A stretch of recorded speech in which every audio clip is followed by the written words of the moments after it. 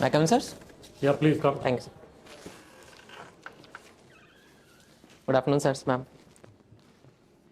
Thank you, sir. Please take a seat. Praful, please introduce yourself to the board. Sir, my name is Praful Aggarwal. I belong to Mathura, Uttar Pradesh. I have done my BTech in electrical engineering from IIT Delhi. Currently, I am an Indian Forest Service officer serving in Kerala. Sir, throughout my undergraduation, I have been exposed to a lot of social sectors, and I believe that has shaped my personality quite a bit, sir. Okay.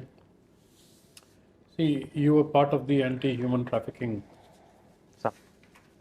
club or whatever. So,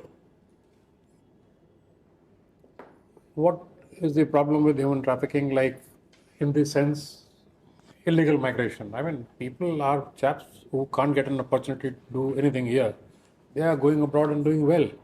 So, why do you need to stop that? So there are two aspects of it. First is the means they are being forced to do that. They are being kidnapped, and they are not doing that They're not based on the. kidnapped. They're not being kidnapped. They go. They pay a lot of money to go. Sir, human trafficking in the sense, like if we talk about prostitution. That is a different matter altogether. I'm not talking about that. There are two. I mean, human trafficking now is a general term which is, given to this people who migrate illegally. Also, that is also taken as human trafficking. Thank you. Like these people who were caught in Gujarat, in Paris recently and brought back a whole plane load. Sir. People from Gujarat and Punjab are the ones usually migrating. Sir. Kerala also. So what is the problem with that kind of trafficking? I mean, no, I'm not talking about prostitution of children. That's a bad thing to do. That should be stopped. But this thing, it's actually giving an opportunity to people who cannot get anything here and them settling down to a good life outside. So the challenge is they are migrating it without proper documents, without proper verification, and hence for the country in which they are migrating, they can potentially be a challenge for their internal security. If they migrate there with proper documents, with proper visas, then that's certainly not a problem, sir. Instead, India is promoting the service sector and migration to other countries so as to generate more remunerations. What exactly what harm does it cause us? Sir, the basic the harm in this is if we go travel without proper documents, then. No, I'm not talking about them. They're traveling without documents, everything. How does it affect the rest of the country if they are going? What are the adverse consequences of their illegal migration? Sir, I need to read more about it, sir. See, your reputation is spoiled so much that your passport is treated like rubbish. Right, sir. Everyone, the moment you show your face there at the immigration, they think you're an illegal migrant. Right. You're likely to be an illegal migrant. Right, sir. So they scrutinize your passport 20 times more than they will do for another person. Right, sir. Right. Thank you so much for the information. Creates a lot of trouble for the rest of the country, Indians. Now, you are from UP. Sir. See, these southern, you are working in Kerala right now. These southern chief ministers have been complaining a lot, sitting in a dharna at Jantar Mantar. They pay 1 rupee tax to the central kitty. They get back only, somebody gets 8 paisa, another one gets 18 paisa, somebody gets 20 paisa. But UP gets 2 rupees and 73 paisa, and Bihar gets 10 rupees, 45 paisa for every rupee they contribute. So they are basically surviving on dole from the rest of the country. What do you have to say about that? I mean, should we keep on rewarding this inefficiency? It's been going on for 75, 77 years now. Sir, I believe that UP, Bihar, they are having one of the largest share of population. The demographic dividend which India will be harnessing will be from these states only. And hence we need to invest in these states, we need to build their skills, we need to build the infrastructure so that we can continue on the path of growth for a longer period of time. Having said that, certainly we need to incentivize the efficiencies, and for that Finance Commission has taken the steps. Finance Commission has incentivized in this the measures taken for reduce. What is the formula for horizontal devolution of funds? What is the formula for horizontal devolution of funds? taken by the Finance Commission. I mean, you are saying they're incentivized. How are they incentivizing it? So there are 5 or 6 criteria. First is the population, then the income That distance. is very less. How much is the weightage given to population? Sir, exact percentage I'm 10%, not. about 10%. Yes, sir. So what is the weightage, maximum weightage given to? Sir, I'm not aware of it, sir. I'll need to check Maximum weightage is given to income distancing. distance. Supposing Haryana is the highest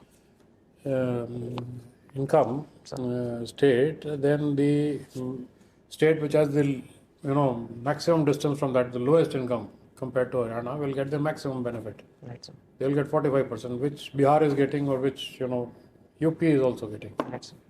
So that is creating the problem, because it is seen that they are eating up all the funds. So, But you are the first person to give me a good reason to keep on investing. thank you so much, sir. Okay. So what do you think about this? You are a resident of Mathura, and this business of going back, taking back the temples in UP, despite the Places of Worship Act, which was formulated and which ensured that the status of all these places of worship as it was in 1947, with the exception of the Ram Mandir thing, would remain the same. So now an attempt is being made to change the status of all this. What do you think about that? Sir, I believe the Places of Worship Act is an important act, and it needs to be continued. With respect to Krishna Janmabhoomi Temple, the question per se is not going against the act, but it is as decided by the High Court. The question is to find out the actual religious character of the temple. Since the act says that we won't change the religious character of the temple after 15th of August 1947. The court is deciding on what is the religious character based on objective and scientific evidences given by Archaeological Survey of India. That's a way out of getting out of the act. That is one way out, one way to get out of the act. Sir, can you please repeat the question, sir? See, that is one way of circumventing the act. Sir. So you are talking about the Krishna Janmabhoomi or Gyanvapi? Sir, Krishna Janmabhoomi Temple, sir, I was talking about. What is the status of Krishna Janmabhoomi? Sir, it's with the High Court. The Archaeological Survey of India has done the survey and they have submitted the evidences to the High Court. And currently the court is in the High Court, and it is for them to decide the religious character of the temple. Thank you. Praful, again on the migration aspect, there's a lot of internal migration, right? A lot of people from Bihar and UP in Kerala. So how have they integrated? Have they integrated well? Sir, I believe migration is there. 9 crore population is internally migrating as per Economic Survey 2017. Integration, there are certain challenges with respect to integration, with respect to culture, because the cultural shock is there. The barriers with respect to language is there. However, Kerala has historically been the society which has welcomed outsiders and have integrated them into their society. And the cases of communal violence, communal rights against the migrants has been next to negligible in the state. So the integration has been successful in Kerala, sir. I've read somewhere that they are confined to ghettos where the conditions are squalid and very kind of lot of drinking and other kinds of social evils are prevalent. Is that a right way of assessing their presence? Sir, I won't say them as ghettos, because ghettos is something which is formed when there is a threat of violence and there is a threat of any protest against them. But the living together in the same community is because of they share the same food, they share the same language, and hence they are able to connect more with them. Having said that, this is there, but a lot of people are living outside, and they are integrating with the society, sir. Right. Let me take you in another direction. Are you aware of the share of nuclear energy in our energy basket? Sir, it is approximately 1.5%, sir. A little higher, yeah. Now about 2.8, yeah. In any case, so would you say it's growing fast enough as required, or Why is it where it is? Sir, I believe nuclear energy has the potential, and ideally it should have grown faster than at the pace it is growing. However, there are certain challenges. Firstly, the criticality was India is following three-stage nuclear program, and we envisaged the criticality of first and second stage to reach sooner than they are taking. So that is has hampered our three-stage nuclear program. Raw material, India has large reserves of thorium, but we are not able to use it because we can use it only in the third stage. Non-membership of NSG and non-proliferation treaty has hampered procurement of raw material from outside, like from Namibia. So this is also an issue. Apart from this, there is bankruptcy of nuclear companies like Westinghouse, and the provision of civil nuclear liability law has also created problems in increasing the investment in the sector, and hence the nuclear sector has not been able to grow to that extent. But that won't be a correct perception. The NSG exemption came in 2008. Now we are 2024. So many years have passed by, 15, 16 years, and we have no problem in procuring nuclear material like uranium or even plants. So long as they're commercially viable projects, there is no problem. So why do you say that lack of membership of NSGs? Sir, this challenge actually hampered the growth of nuclear since for about a decade. Now the investments has increased. Like recently, Prime Minister inaugurated fast breeder reactors in Kalpakkam. So investments are coming, but given the delay of given a delay of one and a half decade, it has created slow growth in nuclear sector. So what is they're talking of modular reactors, right? So there are modular reactors. They are small capacity reactors. Then there are other large reactors which work on pressurized heavy water reactors and fast breeder reactors. We have been offered in exchange for the nuclear suppliers group waiver reactors by American companies, by Russian and by French, probably Koreans also. South Koreans have also. So where is the challenge while deciding on reactors? So first, one of the challenge is with regards to protest by public, the harmful radiations which it gets released, or the chances of it getting released, which has stalled the French collaboration in Jetapur. Apart from this, the bankruptcy of Westinghouse has created a challenge with the US investment, and there was Japanese collaboration. However, it was stalled because of non-passage of the law in the Parliament of Japan. No, but Russian reactors we are buying. Russian we are buying, sir. But with the regards to other countries, sir, the progress is relatively slow, sir. Okay. And your forest service, right? So what is the forest cover in Kerala? Sir, as per Forest Survey of India report, currently we have 40% of forest cover in Kerala, sir. That's nice. And nationally? So nationally we have 21.7% of forest cover. If we include the tree cover also, then it becomes 24.6%. Sir. How do they assess that forest cover is good and there is no kind of cheating involved, right? Is satellite imagery good enough? Sir, we do satellite imagery. Then there is a process of ground verification in order to eliminate any challenges or any errors due to satellite imagery. So using both these methods, we estimate the ground forest cover. Sir. Thank you so much. Praful, good afternoon. So we see very recently adoption of forests. So what kind of implications does it have on the overall forest cover development? Sir, if you can please repeat the question, sir. Adoption of forests. Sir, I'm not very sure about it. I need to read more about it, sir.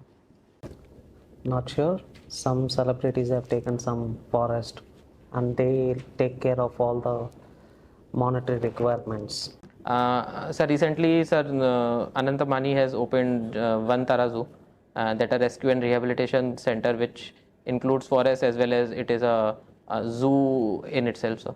So that's a private forest or... That is his own land. But in some places, forests are also being adopted. You never come across it? Sir, I need to read more about it, sir. Okay, so there is some conservation of endangered species, demarcation, giving them in situ, ex situ preservation. So my doubt is, if there is something whose population is reduced, why can't government encourage all the people to get into that business, produce more, increase the population? Sir, that will actually lead, has a chance of commercially exploiting. Example, there is some red sandal thing. So it is protected, no one is allowed. Why can't government make it liberal and let everyone grow in farms, so that ultimately the red sandal prices also come down, crime also comes down, illegal smuggling also comes down. Sir, uh, it creates a problem of regulation, sir. If we allow commercial sale of timber, then there will be it will be very difficult to delineate the timber from the forest resources, forest area, and the timber from the private properties. So this is one of the challenge. Apart from this, in terms of other animals, if we allow their adoption, and then it will lead to commercial exploitation, where the animals are being conserved by private property, and then their parts are being sold by them, or maybe they are being illegally bred. So this will also be a challenge, sir. Okay, so read about it. There is a case study actually. African elephants, initially governments banned the uh, preservation of from the private hands. Over a period of time, it liberalized, and the population has increased very good amounts in certain cases. It was official from the governments. Okay, fine. So, with respect to wireless electricity transfer, what are the challenges? Your optional is physics, right? Yes, sir. Sir, it seems I have lack of depth in this topic, sir. I'll read. Is there any, right now, is there any wireless electricity transfer that's going on? Like wireless? I'm not sure about it, sir. Okay. One more advancement in physics. Photon, light can transfer or carry forward the information. Did you come across that? Yes, sir. The optical fibers which we are using, it is based on transmission of light, and the light carries the information. The advantage of it is light travels by the speed of 3 into 10 to the power 8, and hence it is possible to transfer the information over the large distance at a very little latency, sir. So light is being used in this regards. Okay. So with respect to the electrical engineering, and how far do you think this power subsidization, cross subsidization is rational? Sir, I believe electricity constitutes one of the major expenditure with respect to farming, and there's a need for cross subsidization in order to in order to double the farmer's income. Having said that, there has to be some rational mechanism in order to decide the amount of cross subsidy which we are doing, because it has its own pros and cons, and excessive cross subsidization leads to less of ease of doing business. So there is a need to balance the both aspects of it, sir. But some states have shown as a real example that without by reducing this irrational cross subsidization, the utilization of power is more efficient, the quality of power is more efficient, and overall the farmers also benefiting from it. So the conditions may vary with states. However, given that India has around 90% of small and marginal farmers, it becomes imperative for us to provide electricity at a cheaper cost, so that they get certain profits, and which can be invested back into the farm area. So there is a need for cross subsidization, although it should be rationalized and be made need to made more balance between industrial development and agricultural development. Okay, last question. Can you name, according to you, three most important Indian physics scientists and their contribution? So we have C.V. Raman, sir, uh, who explained the inelastic scattering of light based on Raman effect. We have Meghnad Saha, sir, who worked in astronomy and give Saha ionization formula. Then we have Chandrasekhar sir, who gave Chandrasekhar limit, which tells us when the creation of black hole and the process of formation of stars and thereabouts. Okay, thank you. Okay, good afternoon, Praful. Did you have your lunch today? Yes. What did you eat? Ma'am, I ate malai kofta, sir, ma'am. Okay. Then kadhai paneer I ate, ma'am. Then I eat dal pachmel along with rice, ma'am. Okay, so good meal. Okay, we were talking about illegal trafficking and also issues of migration came up, illegal migration.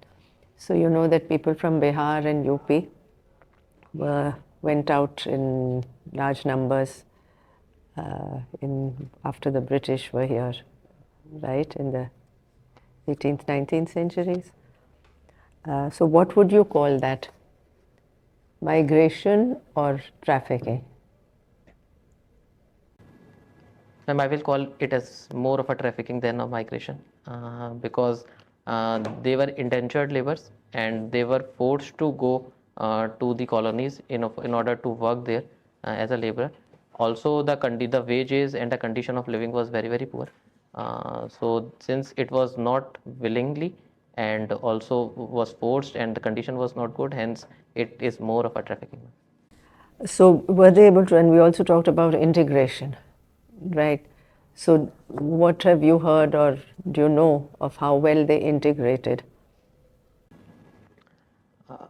I mean, few of the colonies there has been they were integrated, which is reflected in the culture.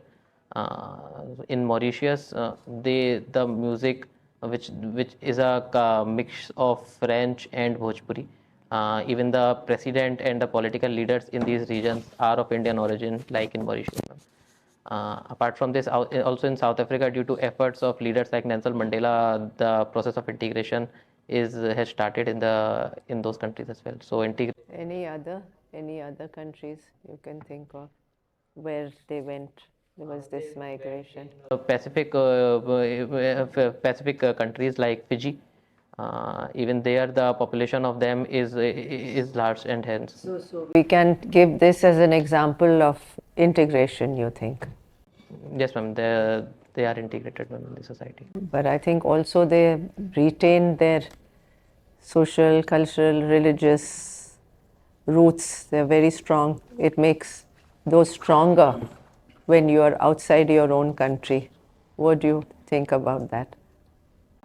Ma'am, I believe integration is a process where two cultures intermingle and they take the few aspects of each other culture, and then there's a synthesis of culture. In the country like Mauritius and Fiji, there's a synthesis of culture where there is no dominance or majoritarianism of a single culture, which is dominating over the new Indian culture which went there. So I believe there is an integration because there was a synthesis of two culture, ma'am, in these countries. I don't know if it was always a synthesis, but yeah, I take your point. You've also done volunteering in NGOs. Which NGO and in what field did you volunteer? Ma'am, right throughout my graduation, I was exposed to social sector. I was part of NSS, and that led me to working in a lot of NGOs. I worked with NGOs in education sector. There's a Vidya which teaches underprivileged student. I worked with orphanage. There's a Apna home, which is for orphanage. Then there is old age home. I worked in old age homes. I worked with road safety campaign, in human trafficking campaign. There was a NGO called Katkatha which was working in GB Road. I worked with them. So even during COVID time, I was involved with NGOs in order to facilitate the access of oxygen and beds. So there are quite a few NGOs. So what is it that really motivates you to work with an NGO? You worked with a lot and a wide range of them. Ma'am, there are two things. Firstly, when I went to IIT and I saw students from different cultures, and when I went first to NGOs, I realized that there are a lot of things which we don't admire or appreciate about ourselves, and we need to actually admire about them. So I thought ki we are privileged, and so we need to do something for them. Secondly, I believe that all of them have some their special qualities, and I've actually felt good, and I was always able to learn something from them. So whenever I went to with old age home or to orphanage home, when I used to see the confidence which they had, that in spite of them being orphan, they had the certain skills. So that actually made me happy and inspired me. So this pushed me to work with NGOs. So you come from Uttar Pradesh, Mathura, a lot of talk about promotion of religious tourism, which may help to get to the 1 trillion economy, right? What are your views on this? Ma'am, I believe reaching 1 trillion economy is in itself uh, aspiration goal. Government is doing a lot, and promoting religious tourism is one aspect of it. Uh, Various cities have benefited from this religious tourism. Kashi, Ayodhya, and of late Mathura with the promotion of Holi. There has been an influx of large tourists. So certainly, ma'am, it is helping in boosting the local economy of these cities, and hence is a good step in the path of achieving 1 trillion economy. And what is the model of development that UP is currently following, I think? Ma'am, UP is giving a huge push towards capital expenditure in infrastructure sector. We have created a lot of expressways, and the infrastructure investment in industries like electronics industries, pharmaceutical industries has increased. Apart from this, there is an effort to create peaceful and lawful environment to facilitate the business scenario. We have created a lot of business programs, startup programs in UP. So the focus is to increase the investment, which will create a virtuous cycle of where investment will lead to more jobs, and that will lead to more savings, and then which in turn will lead to more investment. Thank you. Praful, I see that you won a gold medal, Sanjay Singh Memorial Gold Medal. What is this medal about? So this medal is given during our training, during our convocation.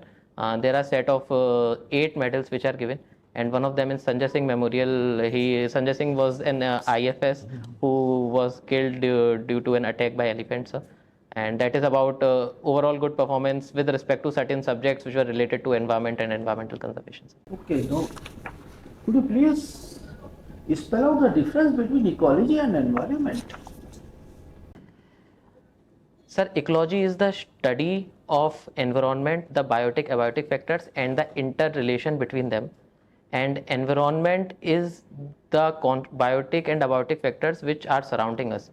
So, for me, if we take this as our environment, so all the other biotic and personalities will be the environment, and the interaction between us is ecology, and the study of it is ecology, sir. Not clear. Please explain it more in detail to a layman. Sir, so if there is an animal, sir, for it the environment will be the plants which are growing and the animals which are there in the vicinity of it. The ecology will be the study of the interrelations between the plants and the animal, and one animal with other animal. So ecology is the study of interactions which are there inside the environment as such, sir. And environment, sir, is a sum total of all the biotic and abiotic factors which are impacting the person or the animal, which will include plants, the other animals, the soils, the precipitation, and all these things. Which is the bigger in scope? Sir, they both have different connotations. Environment is the sum total of all the factors which are around the individual, while ecology is the study of the interactions between those individuals, sir. We said that ecology is a subset of environment. Yes, sir, we can say that, sir, because if there will be environment, then only we will be able to study the interactions, sir. Okay. Now, a policy decision has been taken by government of India that any projects which are within 100 kilometers of the border need not get environment clearance, or you can say it will be a deemed clearance for them. What are, and have you heard about it? Yes. What has been its effects? Sir, in the recent FC Amendment Act, we brought this amendment about which you are saying. It, for me, it is a positive step because in a country we need to balance the environment and the development, and I believe the security of a nation comes above anything. So creating exempting them from environmental clearances will help us create the infrastructure so that we won't face the situation which we faced during 1962 war, where due to lack of infrastructure at the border areas, we were not able to effectively counter the Chinese forces.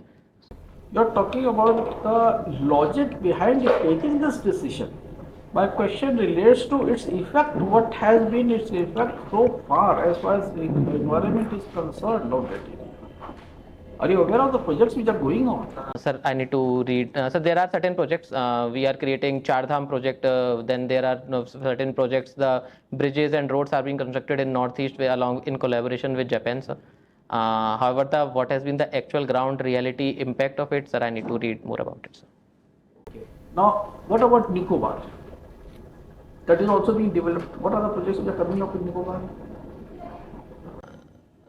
Sir, in Nicobar, we are creating larger ports. We are creating a transshipment hub in Nicobar, sir. Precisely. Transshipment. What does the word mean? Transshipment.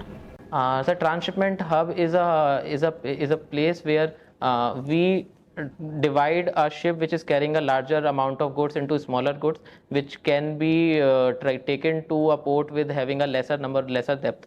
So since eastern coast have lesser amount of depth, the ships with larger weight of cargo cannot be shipped there, and hence we need a transshipment hub, sir.